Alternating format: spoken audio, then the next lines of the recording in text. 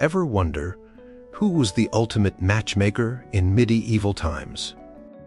Did you know your bedroom activities were church business? Number 15. The power of I do. The church held the keys to making marriages official. In medieval Europe, you couldn't just decide to marry someone and call it a day. The Catholic Church slowly took over the administration of marriages, turning what had once been family arrangements into sacred ceremonies. By the 13th century, marriage had officially become one of the 7 sacraments of the Church, placing it firmly under ecclesiastical control. Couples who tried to bypass church authority found themselves in hot water. Secret marriages, though technically binding if vows were exchanged, were strongly discouraged. The Church insisted on public ceremonies with witnesses and proper documentation. This wasn't just about keeping records straight, it was about maintaining control over who could marry whom. Before you could walk down the aisle, you needed banns of marriage to be read in church on 3 consecutive Sundays. This public announcement gave anyone with objections the chance to speak up. If your cousin knew you were already promised to someone else, or if there was a forbidden family connection between you and your intended, they could stop the wedding in its tracks. The church wasn't taking any chances with invalid marriages. Number 14. Sex was for making babies, and nothing else. Sex, in medieval times, came with a strict rule book written by church authorities. The bottom line: procreation was the only legitimate reason for getting intimate. Pleasure wasn't on the approved list of motivations. Church teachings emphasized that sex existed solely for creating children, and anything that interfered with that purpose was considered sinful. This led to some very specific bedroom regulations. Certain positions were forbidden because they might prevent conception. The missionary position received the Church's stamp of approval, while others were denounced as unnatural. Medieval penitential manuals, guidebooks for confessors, spelled out varying penances for couples engaging in unauthorized positions, with some requiring weeks or even months of fasting and prayer. Couples were expected to approach sex with solemn purpose rather than passionate abandon. Some religious texts suggested that ideally, a couple should remain clothed during intercourse, focusing solely on the duty of reproduction. Enthusiasm was suspect, especially in women. A wife who showed too much enjoyment might be labeled wanton or sinful. The Church painted a picture of marital intimacy as a necessary obligation rather than a source of connection or pleasure. Number 13. Marriage was forever. No backsize. Divorce as we know it today simply didn't exist in medieval Europe under church law. When the priest said, "Till death do you part," he meant it literally. The Catholic Church considered marriage an indissoluble bond. Once properly married, only death could separate a couple. This position was based on biblical passages where Jesus speaks against divorce, and the Church took these words as absolute. This permanence created enormous problems for unhappy couples. Kings and nobles who needed heirs but had infertile wives couldn't simply end their marriages and try again. Instead, they had to petition the Church for an annulment, which wasn't a divorce but a declaration that a valid marriage had never existed in the first place. Grounds for annulment included pre-existing marriage contracts, close blood relations, or proof that the marriage hadn't been consummated. Common people had even fewer options. Without the political power or financial resources to pursue complex annulment cases, most unhappy couples simply remained legally bound. Some resorted to informal separation, living apart despite still being married in the eyes of the Church and law. Others simply abandoned spouses and moved to different regions, risking serious consequences if discovered. The Church's rigid stance on marital permanence trapped many people in dangerous or miserable situations with no legal escape. Number 12. No sex during holy times. The medieval church calendar significantly impacted married couples' intimate lives. The list of days when sex was prohibited was extensive, covering much of the year. Couples were expected to abstain during Lent, 40 days, Advent, about 4 weeks, Pentecost, various feast days, holy days of obligation, and often on Wednesdays, Fridays, and Saturdays.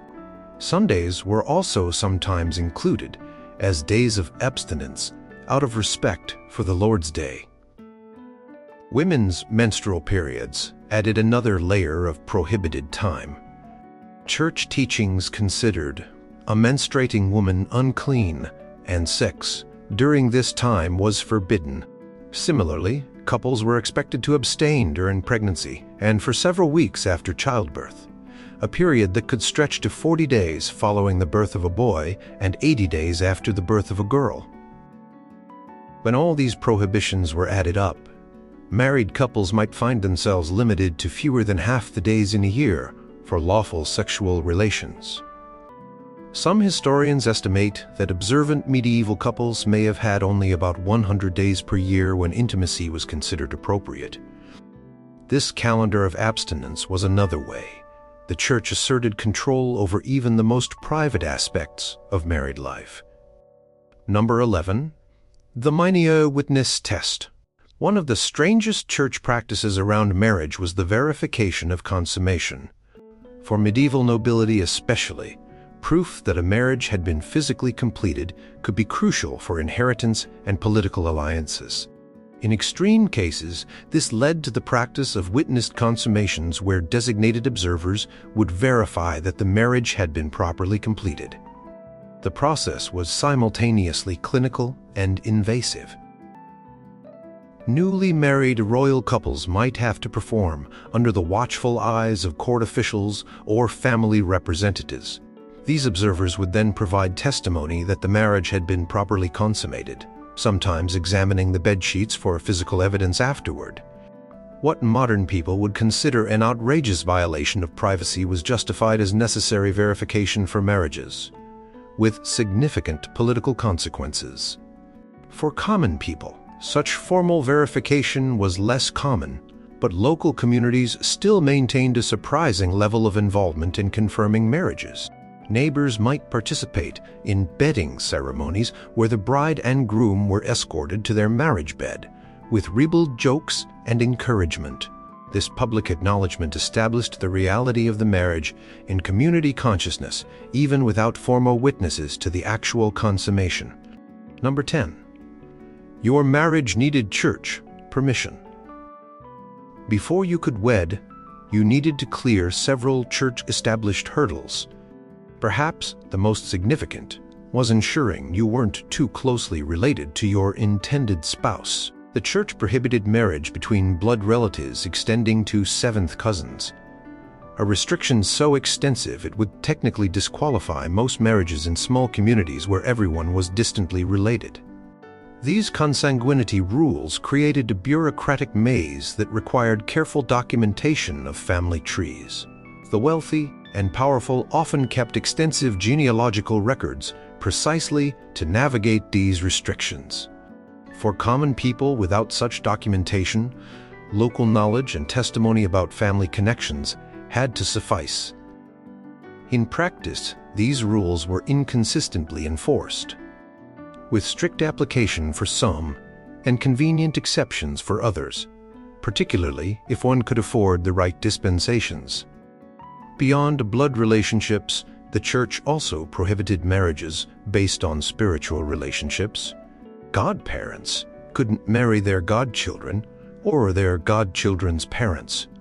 Previous relationships created obstacles too. You couldn't marry your deceased wife's sister or your deceased brother's wife.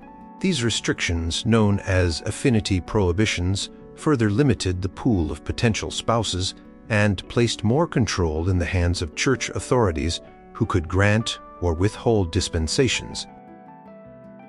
Number 9. The church decided when you were old enough. Age requirements for marriage were established and enforced by church authorities. Canon law set the minimum age for betrothal at 7 years. Yes, 7. Though actual marriage couldn't be finalized until girls reached 12 and boys reached 14. These ages were considered the points when children reached puberty and could theoretically procreate, aligning with the church's procreation-focused view of marriage. Child marriages, particularly among nobility, were sometimes performed with young children, though consummation was supposed to be delayed until the appropriate age. These arrangements were more about securing political alliances and property transfers than about the relationship between the young couple, while the church technically required consent from both parties. Children under pressure from family had little practical ability to refuse. For common people, marriages typically occurred later than the minimum ages, usually due to economic considerations rather than church restriction. Young men often needed to establish themselves financially before marriage, and young women's families arranged matches based on practical concerns. The church's low minimum ages created a framework where very young people could be bound in matrimony, and sometimes were, especially when powerful families had political interests at stake. Number 8. Sex crimes were church crimes. Sexual transgressions in medieval times weren't just moral failings. They were sins under church jurisdiction and sometimes crimes under secular law. The church established elaborate systems for investigating, trying, and punishing sexual misconduct. Ecclesiastical courts handled cases of adultery, fornication, incest, and other sexual offenses, doling out penances ranging from prayers and fasting to public humiliation and corporal punishment. Church courts took a particularly keen interest in adultery cases. While double standards certainly existed, with women typically facing harsher consequences than men, both genders could be subject to public penance for extramarital affairs. Offenders might be required to stand barefoot at the church entrance, wearing only a plain shift, holding a candle and publicly confessing their sins before being allowed to rejoin the congregation. Sodomy, broadly defined to include any non-procreative sexual acts, was considered particularly grave. By the late medieval period, punishments for sodomy became increasingly severe, sometimes including execution. The church's fixation on investigating and punishing sexual misconduct created an atmosphere where private intimacy was subject to community surveillance and ecclesiastical judgment.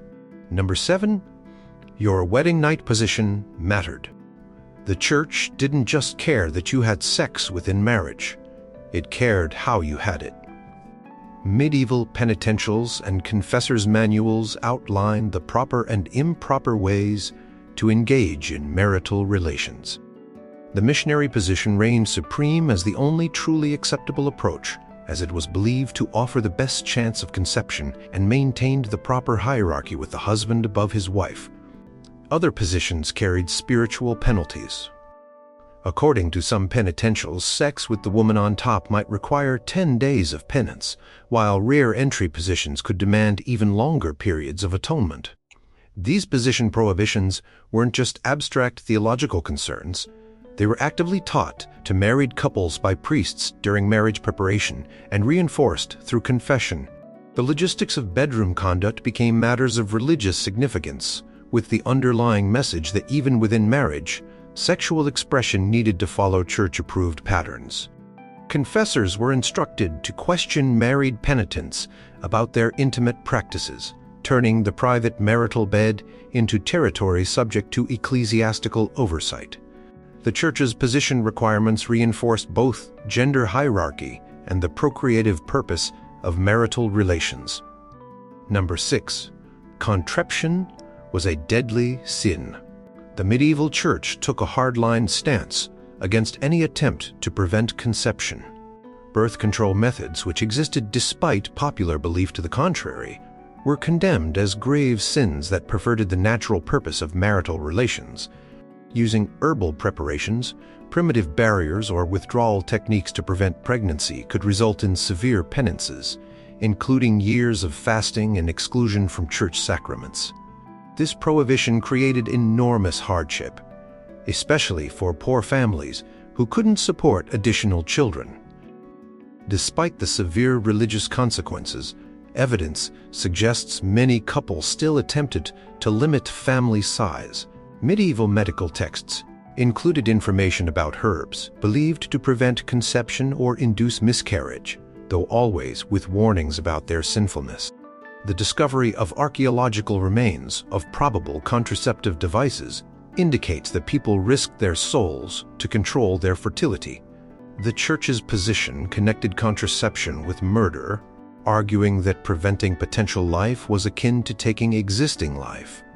Some theological writings placed contraception in the same category as abortion and infanticide, making it not just a sin, but a crime against human life itself.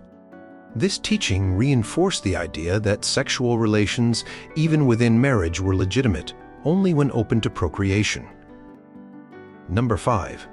Confession controlled your bedroom. The sacrament of confession served as a powerful tool for enforcing sexual norms. After the Fourth Lateran Council in 1215 made annual confession mandatory for all Christians, priests gained regular access to information about the most intimate aspects of married life. Confession manuals instructed priests on how to question penitents about sexual sins, often in startling detail. These confessional interrogations covered everything from the timing and positions of marital relations to thoughts and desires experienced during intimacy. Penitents were expected to disclose not just actions, but intentions. Was sex performed solely for procreation, or was pleasure the primary motivation? Did they think impure thoughts about someone other than their spouse? Did they engage in foreplay, considered too indulgent? This regular scrutiny created a system where even private thoughts and actions remained subject to church monitoring and correction.